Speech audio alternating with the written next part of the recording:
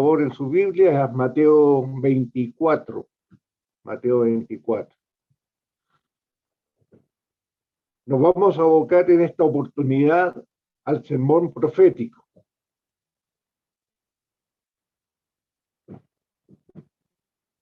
Esta exposición profética fue dada por nuestro Señor a sus discípulos en el Monte de los Olivos, 2 o 3 días antes de su muerte. Y en ella les reveló todo lo que necesitaban saber respecto de acontecimientos en el futuro inmediato, como a través de las edades hasta el tiempo de su regreso. La conveniencia de darles una profecía tan precisa en ese tiempo es evidente.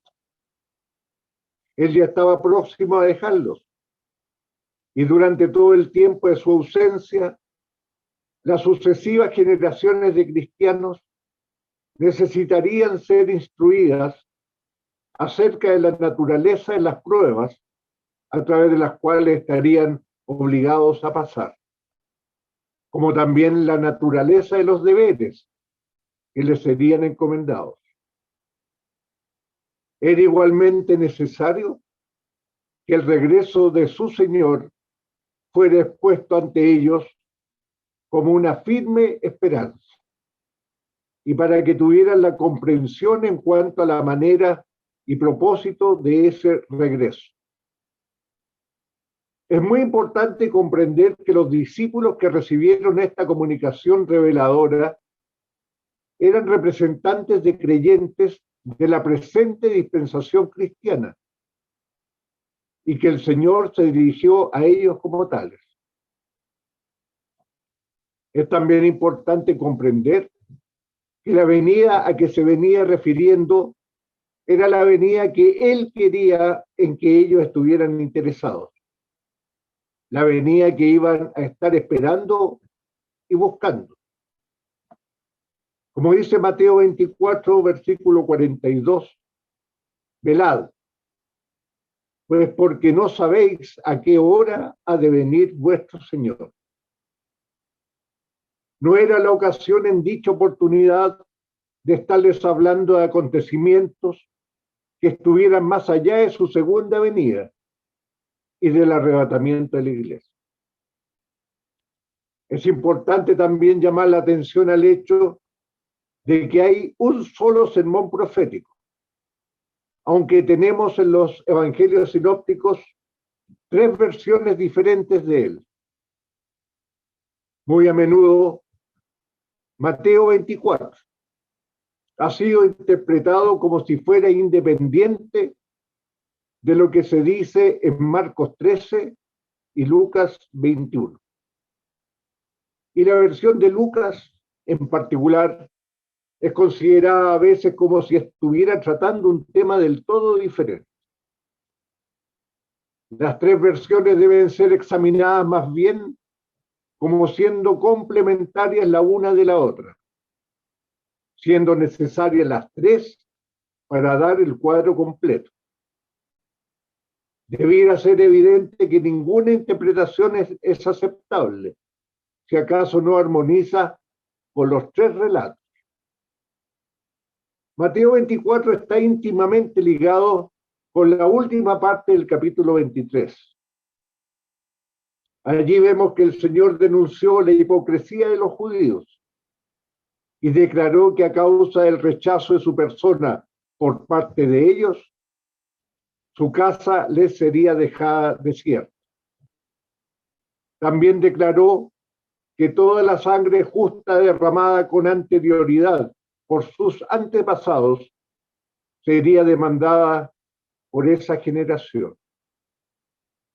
De acuerdo al Evangelio de Lucas, el Señor lloró sobre la ciudad, diciendo: oh, si también tú conocieses, a lo menos en este tu día, lo que toca a tu paz. Mas ahora está encubierto de tus ojos, porque vendrán días sobre ti en que tus enemigos abrirán trincheras en derredor de ti y te pondrán cerco y te estrecharán por todas partes, y te derribarán al suelo y a tus hijos en medio de ti, y no dejarán en ti piedra sobre piedra, por cuanto no conociste el tiempo de tu visitación. Lucas 19, del 42 al 44. Estas palabras del Salvador, junto con aquellas de Mateo 23, nos permiten ver claramente qué era aquello que gravitaba tan pesadamente sobre su espíritu en ese tiempo. La nación judía lo había rechazado, no conociendo el tiempo de su visitación. Y ahora la más espantosa calamidad estaba por caer sobre él. La ciudad sería arrasada y el templo mismo no sería perdonado. Los discípulos, por lo tanto, fueron profundamente afectados por este tan solemne anuncio. Y evidentemente les fue muy difícil creer que semejante cosa pudiese ocurrir. Al salir ellos del templo, llamaron la atención del Señor hacia las piedras hermosamente talladas y los adornos del sagrado edificio, como queriendo decir, ¿quieres realmente decir que todo esto va a ser destruido? Marcos 13:1. Su respuesta no fue otra, sino repetir que no sería dejada piedra sobre piedra. Parece no haberse comentado nada más hasta que el pequeño grupo llegó a la cima del monte de los Olivos. Pero cuando el Señor se hubo sentado, los discípulos, o algunos de ellos, vinieron a él con la pregunta que ahora era de vital importancia para sus mentes. La pregunta es, dinos, ¿cuándo serán estas cosas? ¿Y qué señal habrá de tu venida y del fin del mundo? Mateo 24, versículo 3. Esa era la pregunta. Y de una correcta comprensión de esta pregunta depende en gran medida la correcta comprensión de la respuesta. Cualquier interpretación del sermón profético que la desconecte de la pregunta hecha por los discípulos es seguro que será errónea. De modo que nos detenemos un momento para preguntar, ¿qué era aquello que los discípulos querían realmente saber? Y de nuevo, ¿qué era eso que ellos necesitaban saber? Y por último, ¿qué era lo que el Señor quería darles a entender en esa ocasión? La pregunta en sí es doble. Los discípulos le preguntaron, ¿cuándo serán estas cosas? Y a continuación, ¿y qué señal habrá de tu venida y del fin del mundo? Y de acuerdo a esta pregunta, el Señor les contesta. La primera parte tiene que ver con estas cosas. ¿Qué cosas? Manifiestamente las cosas de las que justamente el Señor había estado hablando, especialmente del sitio de Jerusalén y su destrucción, incluyendo también el templo. En cuanto al tiempo en que esto ocurriría, él ya había dicho, todo esto vendrá sobre esta generación. Mateo 23, 36. Todo esto vendrá sobre esta generación. Y esto lo confirmó dándoles una señal de cuándo llegaría ese tiempo y diciéndoles cómo debían actuar cuando ese momento crítico hubiera llegado. En la mente de los discípulos, la venida del Señor y el fin del siglo era algo que ya estaba claro. Y en esto demostraban tener cierta comprensión. Para nosotros debiera ser suficientemente claro que se deben distinguir dos épocas distintas, tanto en la pregunta como en la respuesta. Porque la expresión estas cosas se refería a aquello que debía ocurrir localmente en esa misma generación, en tanto que la venida del Señor sería un evento de carácter universal al fin del siglo. Y notaremos que esta distinción que hace el Señor en su sermón es perfectamente clara. Veamos los detalles. En primer lugar, en cuanto al fin del siglo, el Señor comienza contestando por lo último, el fin del siglo. Leamos Mateo 24, versículo 4. Respondiendo Jesús les dijo, mirad que nadie os engañe, porque vendrán muchos en mi nombre diciendo yo soy el Cristo, y a muchos engañarán. Y oiréis de guerras y rumores de guerras. Mirad que no os turbéis, porque es necesario que todo esto acontezca, pero aún no es el fin. Porque se levantará nación contra nación y reino contra reino. Y habrá pestes y hambres y terremotos en diferentes lugares. Y todo esto será principio de dolores. Entonces os entregarán a tribulación y os matarán, y seréis aborrecidos de todas las gentes por causa de mi nombre. Muchos tropezarán entonces y se entregarán unos a otros, y unos a otros se aborrecerán. Y muchos falsos profetas se levantarán y engañarán a muchos. Y por haberse multiplicado la maldad, el amor de muchos se enfriará. Mas el que persevere hasta el fin, este será salvo. Y será predicado este evangelio del reino en todo el mundo, para testimonio a todas las naciones, y entonces vendrá el fin. Empezando por el versículo 4 de Mateo 24 y continuando hasta el versículo 14, tenemos un aspecto general de las condiciones existentes en el mundo a través de la presente dispensación del Evangelio. Los discípulos querían tener una señal que les indicara cuándo iba a terminar el presente siglo y cuándo la venida de Cristo podía esperarse. De modo que el Señor comienza haciéndoles un bosquejo del transcurso del siglo, indicándoles cuándo se llegaría al punto final. Todo es relevante a la pregunta formulada. Primero, Él les advierte en cuanto al peligro de ser engañados por una venida ficticia. Habría falsos cristos. Esto es, hombres que pretenderían ser el Salvador, que ya habría regresado al mundo. Pero Él no se manifestaría en medio de ellos con la mera pretensión de reclamar un mesiasgo, solamente de labios. Su venida sería mucho más inequívoca, como luego lo demostraría.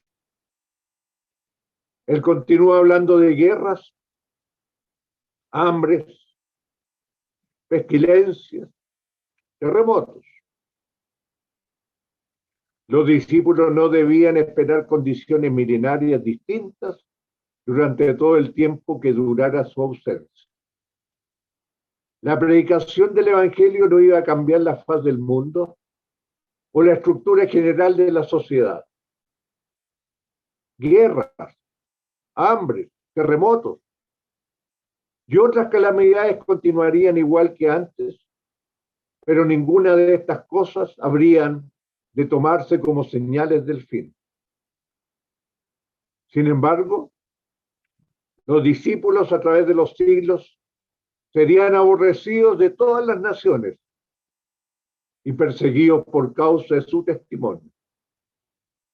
Peor aún, el amor de muchos por haberse multiplicado la maldad se enfriaría, pero el testimonio sería preservado y el evangelio sería predicado en todo el mundo como testimonio a todas las naciones. Solo entonces el fin del siglo habría de venir. Esta primera sección de la profecía no presenta dificultad. En ella el Señor dice en resumen: ustedes tendrán tribulación en el mundo y toda clase de dificultades y desalientos. Pero vuestra tarea será llevar el evangelio a todas las naciones. Y yo atenderé a que vuestra misión sea completada con éxito.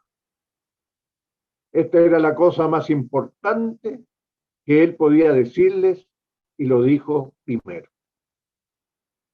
Y así diciendo, él contestó la pregunta de los discípulos. Es decir, ¿cuál sería la señal del fin del siglo? Cotejemos Mateo 28, versículo 19. Por tanto, id y haced discípulos a todas las naciones, bautizándolos en el nombre del Padre y del Hijo y del Espíritu Santo, enseñándoles que guarden todas las cosas que os he mandado. Y aquí yo estoy con vosotros todos los días hasta el fin del mundo. Amén. Aquel fin vendría cuando la labor de la evangelización del mundo se haya completado. Este tiene un sentido muy lógico. Es el sentido que emerge naturalmente del texto. Y es el sentido que los discípulos comprenderían rápidamente.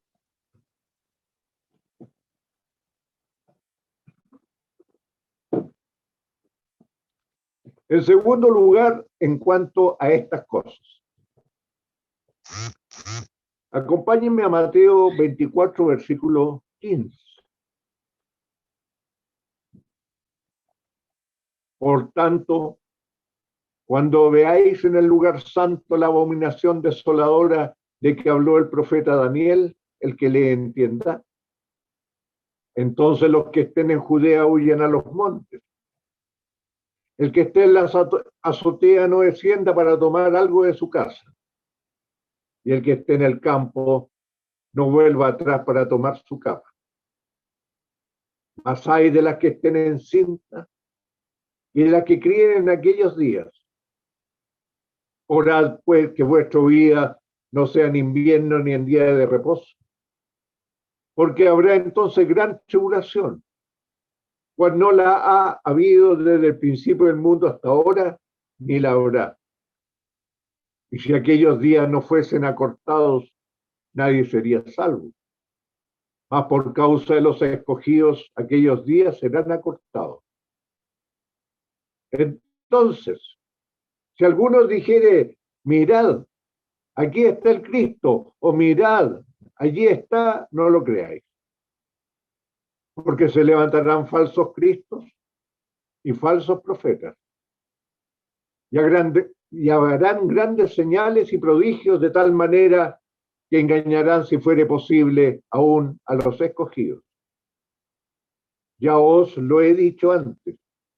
Así que si os dijeren, mirad, está en el desierto, no salgáis. O mirad, está en los aposentos, no lo creáis. En la segunda sección del sermón, que comienza con el versículo 15 de Mateo 24, el Señor vuelve al punto de partida y se dirige a la pregunta: ¿cuándo serán estas cosas? Los discípulos le habían hecho esa pregunta en relación con las cosas de las que el Señor ya les había hablado. Y no podemos permitirnos aplicar la respuesta a ningún otro asunto. Estas cosas, en la pregunta de los discípulos, significaba la destrucción de Jerusalén y del templo. y del juicio que iba a venir sobre la nación judía. El Señor ya había dicho, todo esto vendrá sobre esta generación. Y enseguida les da una información adicional de gran valor práctico. Que nuestro Señor está aquí hablando en versículo 15 al 26 de asuntos locales que conciernen a esa misma generación, debiera ser evidente para todos. Él habla de Judea y de huir a los montes. Habla del día sábado y de la época de invierno. Tales cosas tenían relevancia para el tiempo de angustia que iba a alcanzar a la nación judía, pero sin relevancia en cuanto al fin del siglo o periodo del juicio. La señal de que estas cosas estaban por suceder era inequívoca. Por tanto, cuando vieres la abominación del asolamiento, que fue dicha por Daniel profeta, que estará en el lugar santo, el que le entienda, entonces los que están en Judea huyan a los montes. Es sorprendente cuánta confusión se ha creado alrededor de esta simple referencia a la abominación del asolamiento que fue dicha por Daniel profeta. Y cuán lejos han ido a dar algunos intérpretes en sus esfuerzos por acomodarla a una teoría que no tiene apoyo en el contexto.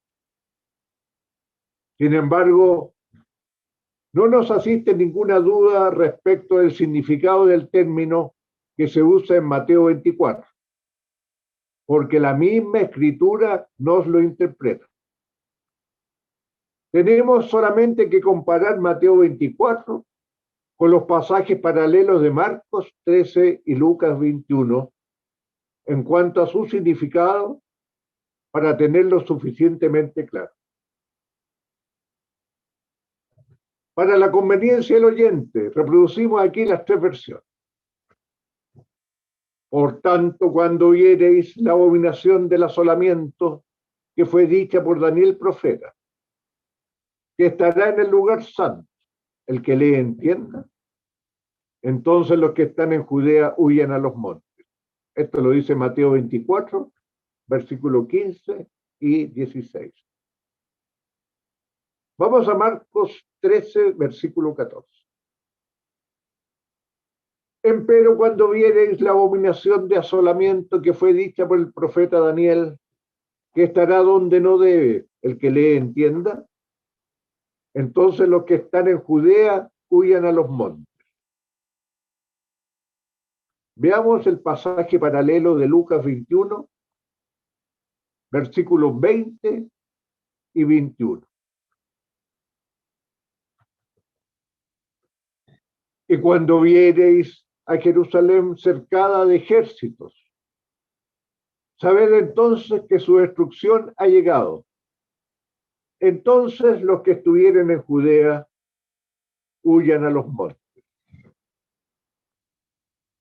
Entonces la abominación de asolamiento, que era la presencia de los ejércitos romanos circundando Jerusalén. Veamos Lucas 19, 43. Porque vendrán días sobre ti cuando tus enemigos te rodearán con vallado y te sitiarán y por todas partes te estrecharán. La ciudad iba a ser asolada por ellos y su presencia en Judea iba a ser una señal visible para sus habitantes, pudiendo así escapar. Es evidente que mientras Mateo y Marcos citan las palabras textuales del Señor con respecto de la abominación de desolación, Lucas, bajo la guía del Espíritu Santo, nos da el sentido pleno de estas palabras, posiblemente porque él estaba escribiendo a lectores gentiles. La presencia allí de ejércitos gentiles era realmente una señal visible para los habitantes de Jerusalén, puesto que un objeto de adoración idolátrica en el interior del santuario, como se imaginan algunos, no sería visible para nadie.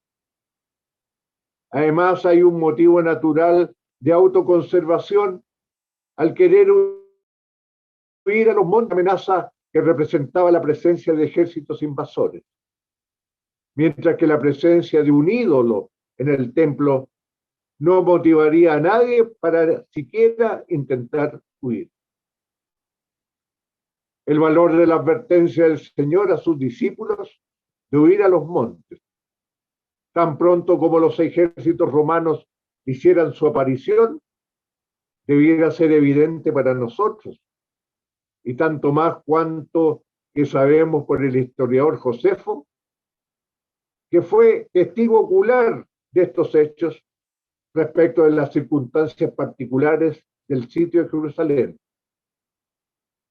Porque el hecho es que el general romano Cestio, habiendo descendido rápidamente a la ciudad y estando a punto de iniciar el sitio, de repente y por razones que se ignoran, ordenó la retirada de sus tropas a una distancia relativamente cercana para esperar el desarrollo de los acontecimientos. Josefo en la guerra de los judíos, libro segundo, página 282, nos comenta: durante 5 días los romanos presionaron con sus asaltos sin éxito alguno. Al sexto, Cestio, con un gran grupo de hombres escogidos, atacó el lado norte del templo. Rechazado primero por los judíos, los romanos volvieron a la carga y los de la primera línea fijaron sus escudos firmemente contra la muralla. La segunda fila unió los suyos a de los primeros y el resto hizo lo mismo, formando lo que se llama la tortuga. Cuando los proyectiles caían sobre ellos, rebotaban sin hacerles daño, mientras que los soldados minaban la muralla y se disponían para prender fuego a la puerta del templo. Si tan solo hubiera, dice Josefo, y agrega, si tan solo hubiera persistido en el asedio, habría tomado la ciudad. Pero por la razón que fuera, Cestio llamó repentinamente a sus tropas y se retiró de la ciudad. Esto sin duda dio la oportunidad a los judíos cristianos que estaban dentro de la ciudad y a los que se encontraban en las áreas cercanas de huir a las montañas. Muchos de ellos lo hicieron y escaparon de las tribulaciones sin paralelo que se siguieron, las cuales culminaron con la llegada de Tito el año 70 después de Cristo. En relación con estas instrucciones del Señor, es digno notar que el relato de Mateo, escrito especialmente para lectores judíos, incluye una referencia al día sábado. Dice Mateo 24, orad pues que vuestra huida no sea en sábado. Esto nos muestra plena y suficientemente de que el Señor se refería a condiciones existentes en el siglo I, o sea, antes que la observancia del sábado cayera en desuso. No se trata de que los cristianos se les hubiera obligado a guardar el sábado en esa época, sino más bien que ellos podrían haber sido impedidos en sus movimientos por la fanática actitud de los judíos religiosos, y tal vez hasta que no se les hubiera permitido abandonar la ciudad. Vengamos ahora a las declaraciones de nuestro Señor tocante a la intensidad de la tribulación que se iba a sufrir en el tiempo del cual habló. Las 3 versiones son las siguientes. Mateo 24, 21. Porque habrá entonces grande aflicción, la cual no fue desde el principio del mundo hasta ahora, ni será. Marcos 13:19. Porque aquellos días serán de aflicción, cual nunca fue desde el principio de la creación que creó Dios hasta ese tiempo ni será. Lucas 21:22-23. Porque estos son días de venganza, porque habrá apuro grande sobre la tierra e ira en este pueblo. Los tres evangelistas coinciden en que el tiempo que aquí se refiere iba a ser un tiempo de angustia excepcional. Nunca había habido antes una cosa semejante, ni habrá otra que se pareciera. El modo en que Lucas dice esto es que todas las cosas que antes se habían escrito por Moisés y los profetas concerniente a la ira de Dios contra Israel iban a cumplirse en aquellos días de venganza. Además, Lucas prosigue diciéndonos que caerían a filo de espada y serían llevados cautivos a todas las naciones y que Jerusalén sería hollada por los gentiles hasta que los tiempos de los gentiles sean cumplidos. De este modo, se nos dice con mucha precisión que el tema sobre esta parte del sermón profético es la angustia, o aflicción, o tribulación, que traería como resultado que Jerusalén sería hollada por los gentiles durante la totalidad de la presente dispensación.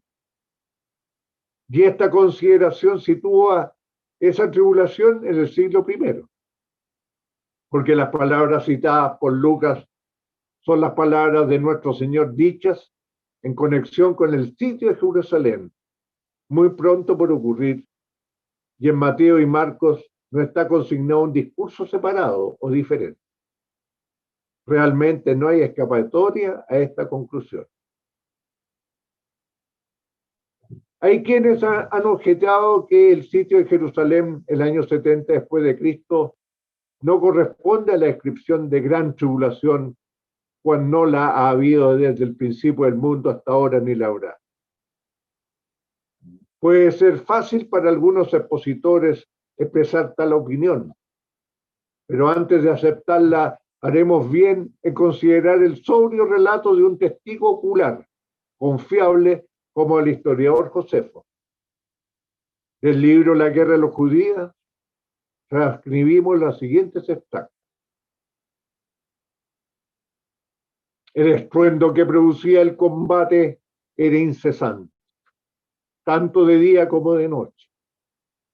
Pero el clamor de aquellos que se lamentaban excedía al ruido producido por los combatientes. Sus lamentos eran continuos, porque sus calamidades se sucedían una tras otra. Respecto de grupos sediciosos armados, unos luchaban contra otros mientras pisoteaban los cadáveres que yacían amontonados. Y estando cegados por la ira en medio de esos cuerpos que estaban bajo sus pies, se volvían más feroces y crueles, sin excluir ninguna forma de tormento o barbarie. Libro quinto, capítulo 2. Es imposible describir todos los actos de crueldad de estos hombres. Por tanto, diré enseguida y en pocas palabras lo que pienso. Que ninguna otra ciudad ha sufrido tales miserias. Ni siquiera otra época ha producido una generación más prolífica en la iniquidad que esta, desde el principio del mundo. Libro quinto, capítulo 10. Luego la hambruna siguió extendiéndose y devorando gente, casas y familias enteras. Los pisos altos se hallaban repletos de mujeres y de niños desfalleciendo de inanición. Las calles de la ciudad estaban llenas de cadáveres, de gente anciana. El número de aquellos que perecieron víctimas del hambre fue pasmoso y sus miserias fueron indescriptibles. Si llegaba a aparecer en alguna parte el menor indicio de alimentos, el conflicto se desencadenaba de inmediato y aún los que habían sido grandes amigos caían peleando entre ellos por el escaso alimento que lograban encontrar.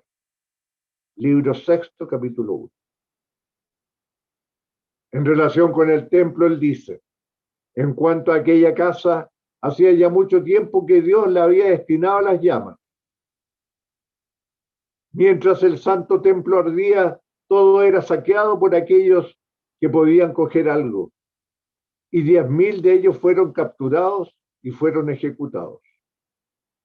Tampoco hubo allí conmiseración para gente de cualquier edad, ni ninguna consideración para personas de respeto, sino que niños, ancianos, gente del vulgo y aún sacerdotes, todos eran ejecutados sin distinción alguna.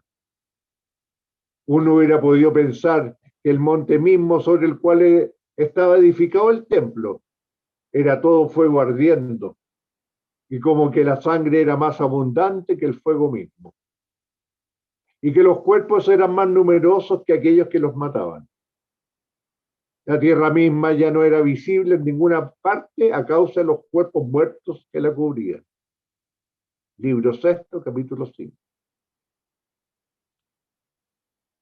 Josefo nos da el número de los que perecieron como de 1.100.000, y el número de aquellos que fueron vendidos como esclavos, 97.000.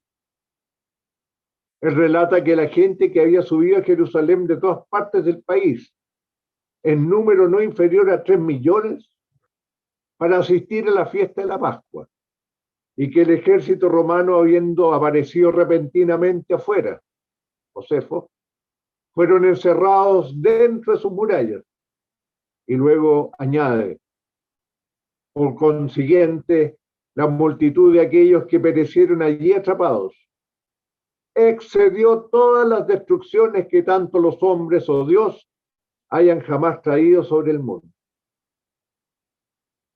La declaración de nuestro Señor, porque habrá entonces grande aflicción, cual no fue desde el principio del mundo hasta ahora ni será, parece hallar su pleno cumplimiento en el sitio de Jerusalén, según lo escrito por Josefo.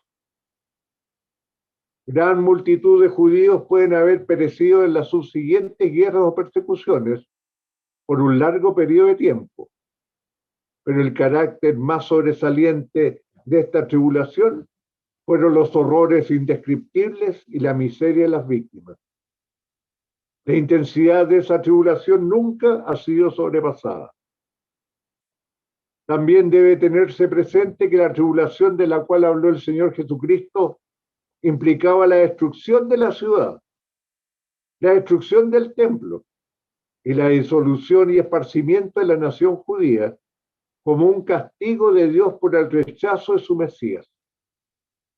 Todo el contexto desde el capítulo 23 de Mateo lo hace comprensible. Sería algo totalmente fuera de lugar el hacer una comparación con la venida del día de la ira de Dios sobre las naciones, la hora de la tentación o prueba que ha de venir sobre el mundo, que habla Apocalipsis 3:10. Por cuanto has guardado la palabra de mi paciencia, yo también te guardaré de la hora de la prueba que ha de venir sobre el mundo entero para probar a los que moran sobre la tierra. O el tiempo de la persecución bajo el reinado de la bestia de Apocalipsis 13. Pero ese es un tema totalmente diferente. Aquí la comparación es con otras tribulaciones de la nación judía. Ningún acontecimiento en su historia bajo la opresión de Faraón, o en los días de Nabucodonosor, o Antíoco, fue comparable con esto. Y nada en el futuro será comparable con esta. Aún en los días en que el dragón en Apocalipsis esté airado con el remanente de la simiente de la mujer, pues Dios les será favorable y los protegerá. Con referencia al sitio de Jerusalén, el Señor continúa diciendo que tan tremenda sería la intensidad de la tribulación que solo acortando estos días sería posible que sobrevivieran los escogidos. ¿Qué debemos entender por la cláusula si aquellos días no fueren acortados? Aquí Josefo viene en nuestra ayuda con un poco de información histórica que parece venir a propósito al tema. Él nos dice en sustancia que Dios mismo intervino para poner término al sitio, cuando habría podido prolongarse por más tiempo. La parte alta de la ciudad estaba en poder del bando que Josefo llama los tiranos. Y estos estaban dispuestos a luchar hasta un final encarnizado, estando en mejor situación de hacerlo. Pero el historiador dice, tal terror tuvieron los tiranos que fue mucho más de lo que la ocasión requería. Y ellos de inmediato optaron por huir. Y aquí uno puede reflexionar en especial sobre el poder que Dios pudo ejercer sobre esos malvados y miserables, y en la buena fortuna de los romanos, porque esos tiranos asimismo se privaron totalmente de los lugares fortificados que habían mantenido en su poder, bajando de esas torres inexpugnables, de común acuerdo, de donde nunca los habrían podido tomar por la fuerza. De modo que ellos abandonaron esas torres por su voluntad, o más bien fueron expulsados por Dios mismo y huyeron inmediatamente. Así pues, los romanos dieron grito de alegría, con aclamación por la victoria que habían alcanzado, como si hubieran encontrado que el fin de esa guerra les era más llevadera que el comienzo, porque cuando ellos lograron subir a la última torre sin derramar sangre, apenas sí podían creer de lo que veían era verdad. Guerra de los Judíos, libro 6, capítulo 8. De esta manera, el historiador narra como un hecho real lo que nuestro Señor había predicho, que aquellos días serían acortados por causa de los escogidos y por intervención divina. Siempre en conexión con el mismo tema, el Señor advierte acerca de falsos profetas o falsos cristos que apoyarían las esperanzas de la gente con promesas de liberación durante el sitio de Jerusalén. Al igual que los profetas en los días de Jeremías, que incitaban a los líderes del pueblo a resistir a Nabucodonosor, también habrían aquellos que incitarían a resistir a los ejércitos romanos, prometiéndoles la intervención divina del Mesías, pero no había que creerle. El Mesías no aparecería afuera en un lugar desierto, como organizando un ejército de liberación, como tampoco en los recintos del templo emergiendo espectacularmente de las cámaras secretas.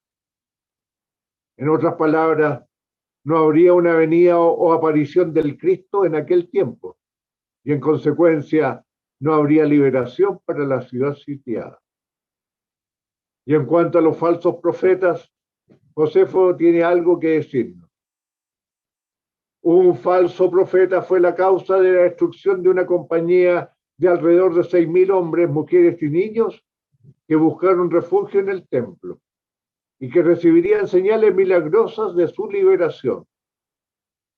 Hubo entonces un gran número de falsos profetas sobornados por los tiranos para imponerse sobre el pueblo, quienes les anunciaban que debían esperar la liberación de parte de Dios. Guerra de los Judíos, libro 5, capítulo 5.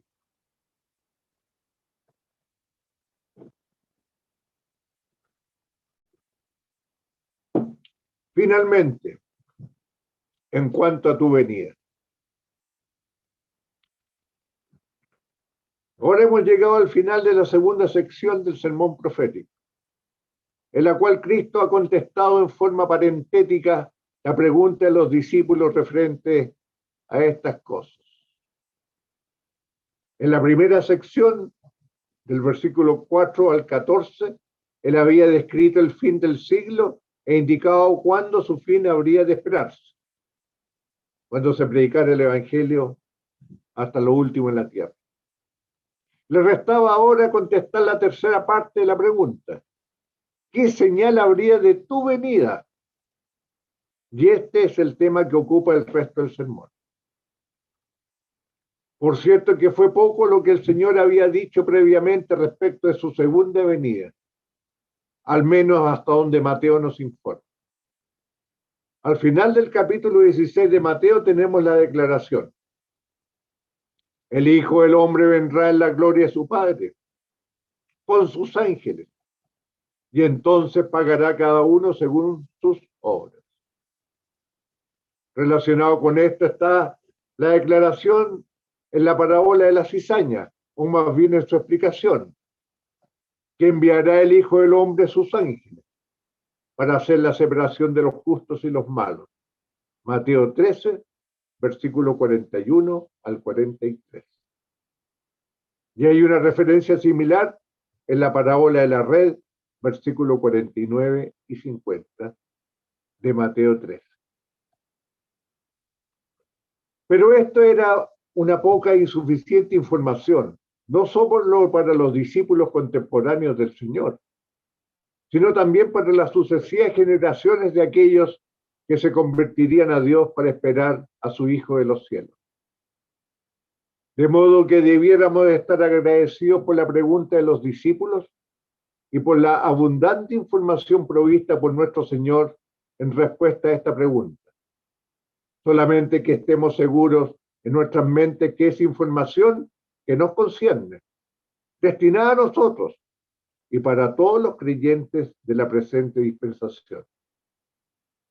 Con esta información podríamos ser grandemente edificados, siempre que la recibiéramos como lo hicieron los discípulos, es decir, sin ideas preconcebidas o teorías en cuanto a lo que él se estaba refiriendo. ¿Qué concernía a los discípulos y qué necesitaban ellos saber? Era justamente esto. ¿Cómo podrían reconocer la proximidad del fin del siglo y saber cuándo la venida del Señor estaría alcanzándolos realmente? Y esta es la misma información que necesitamos hoy en día. De modo que luego nuestro Señor habló abiertamente y anunció, antes que nada, que su venida sería como el relámpago que sale del oriente y se muestra hasta el occidente. Versículo 27, Mateo 24. En otras palabras, su venida o manifestación sería algo totalmente inequívoco. Sería una venida en gloria universalmente visible. Deberá tenerse presente que la instrucción dada personalmente por él es fundamental y que la enseñanza posterior es solo complemento de ella. Debería recordarse también que los discípulos a quienes Cristo se dirigía estaban totalmente pendientes de sus palabras en dicha oportunidad, para tener un conocimiento exacto de aquel gran evento que habría de ser la esperanza de ellos, y por la cual estarían vigilando y esperando. Esa instrucción además estaba destinada a ser la base que los apóstoles utilizarían en la enseñanza de sus convertidos, a medida que ellos continuarían ejerciendo su ministerio evangelístico en diversas partes del mundo. Y es pertinente preguntarse, ¿qué entenderíamos hoy día en relación con la venida del Señor si no tuviéramos otro texto que el del sermón profético? Los discípulos le habían preguntado una señal por la cual la venida de Cristo pudiera ser identificada. Y él les dio una señal en las palabras. Tomen nota. El sol se oscurecerá y la luna no dará su lumbre y las estrellas caerán del cielo y las virtudes de los cielos serán conmovidas. Y entonces se mostrará la señal del Hijo del Hombre en el cielo. Y entonces lamentarán todas las tribus de la tierra. Y verán al Hijo del Hombre que vendrá sobre las nubes del cielo con grande poder y gloria. Mateo 24, versículo 29 y versículo 30. Esta es la propia descripción del Señor de su venida y los fenómenos que la acompañarán. Y esto es lo que los discípulos fueron enseñados en cuanto a estar vigilantes y esperar. La versión de Lucas difiere ligeramente y esto es lo que se lee. Entonces habrá señales en el sol y en la luna y en las estrellas. Y en la tierra angustia de gentes por la confusión del sonido del mar y de las ondas. Desfalleciendo los hombres a causa del temor y expectación de las cosas que sobrevendrán a la redondez de la tierra, porque las virtudes de los cielos serán conmovidas, y entonces verán al Hijo del Hombre, que vendrá en una nube con potestad y majestad grande. Lucas capítulo 21, versículos 25 al 27. Aunque el lenguaje de Lucas es diferente, su sentido es idéntico, y no existe la menor duda de que él se está refiriendo al mismo mensaje del sermón profético. Pero este evangelista también agregó algunas palabras que Mateo omitió y que a este nivel son de gran importancia, que son estas. Lucas 21, 28. Es fundamental este versículo. Y cuando estas cosas comenzaren a hacerse, mirad y levantad vuestras cabezas, porque vuestra redención está cerca. En estas palabras, nuestro Señor está aplicando la enseñanza respecto de su venida a los discípulos que estaban escuchándolo, como representando a toda la compañía de creyentes de la presente dispensación cristiana.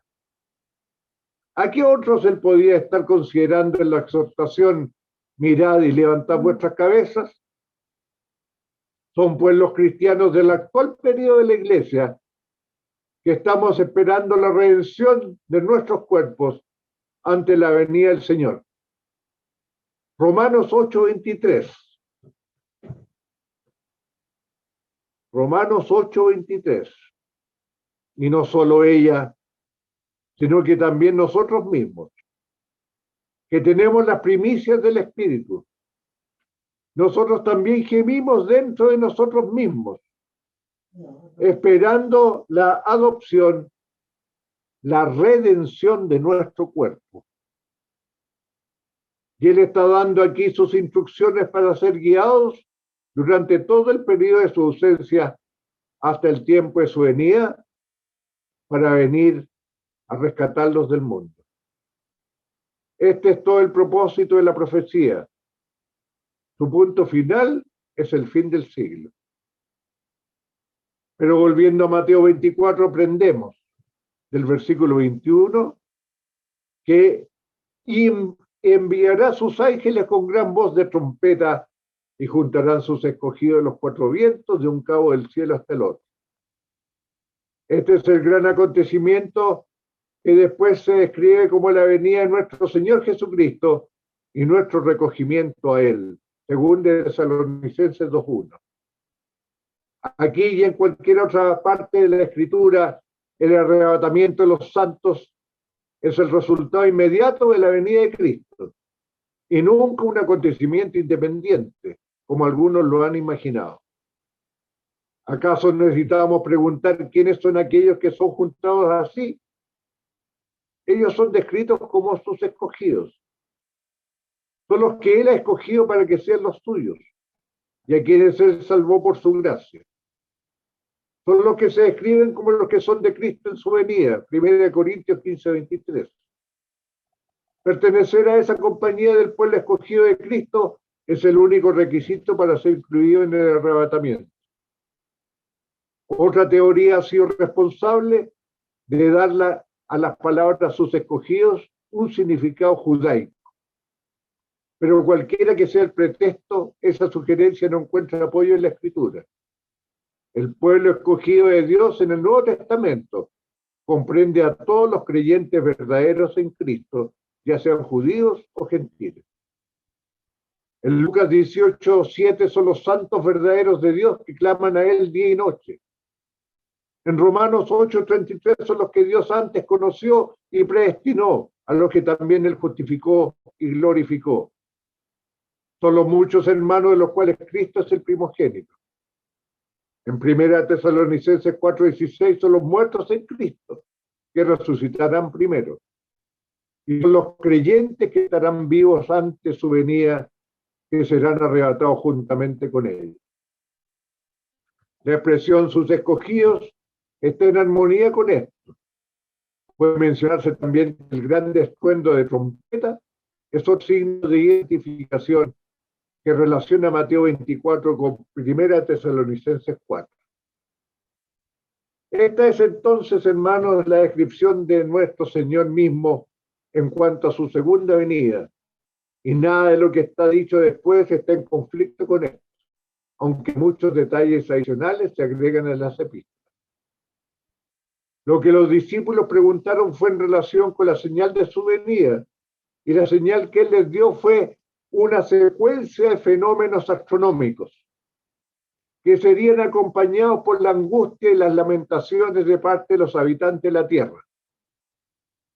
Y fue en esta conexión que él dijo: cuando estas cosas comenzaren a hacerse, mirad y levantad vuestras cabezas, porque vuestra redención está cerca. Fue también en esta conexión que él dijo: entonces verán al Hijo del Hombre que vendrá en una nube con poder y grande gloria. En consecuencia, si esto es lo que señalaría la venida de Cristo con el propósito de juntar a sus escogidos de los cuatro vientos, es aconsejable para nosotros tomar nota de ello. Pero hay otro punto que debe ser considerado. En lo que registra Mateo del sermón de nuestro Señor, como ya lo hemos demostrado, la sección que ocupa los versículos 15 al 25 tienen que ver con el tiempo en que ocurre la tribulación de Israel, involucrando la destrucción de Jerusalén y la dispersión de la nación, de acuerdo a lo que Daniel había profetizado previamente. Esto había sido el tema de las observaciones de nuestro Señor en la última parte de Mateo 23. Y estas habían generado la pregunta de los discípulos: dinos, ¿cuándo serán estas cosas? En la sección anterior del sermón, del 4 al 14, no tenían relación con estos asuntos locales y temporales. En ella el Señor dio un bosquejo de las condiciones que habrían de desarrollarse en la presente dispensación de la Iglesia y que llegarían al fin del siglo, el cual ocurriría cuando el Evangelio haya sido predicado a todas las naciones. En esta sección Cristo habló de guerras, hambrunas, pestilencias y tribulaciones que afectarían a sus discípulos en su labor de testificar. Observes en particular que en el versículo 9 la traducción literal es: os entregarán a tribulación. De modo que en el versículo 29 de Mateo 24, al leer e inmediatamente después la tribulación de aquellos días el sol se oscurecerá, etc., la pregunta es: ¿a cuál tribulación nuestro Señor se está refiriendo? ¿A la larga era de tribulación del versículo 9 o a la tribulación de Israel del versículo 21, la que ocurrió el año 70 después de Cristo? Esta última está más cerca del contexto, pero deberá observarse que toda la sección en la que se encuentra está entre paréntesis y tiene que ver con Judea y los judíos, en la época que ocurrió la destrucción de Jerusalén, en tanto que el versículo 9 nos lleva hacia el fin del siglo. Es evidente que ninguno de los fenómenos aquí mencionados tiene que ver con la destrucción de Jerusalén. No se efectuó la venida del Hijo del Hombre en esa época, ni tampoco hubo angustia en medio de las naciones. De modo que estamos obligados a comprender que la mira de nuestro Señor al respecto, la presente dispensación sería una época de tribulación y que ésta duraría hasta el tiempo de su regreso. Veamos Juan 16:33. Estas cosas os he hablado para que en mí tengáis paz. En el mundo tendréis aflicción, pero confiad, yo he vencido al mundo. Que el Señor bendiga su santa palabra.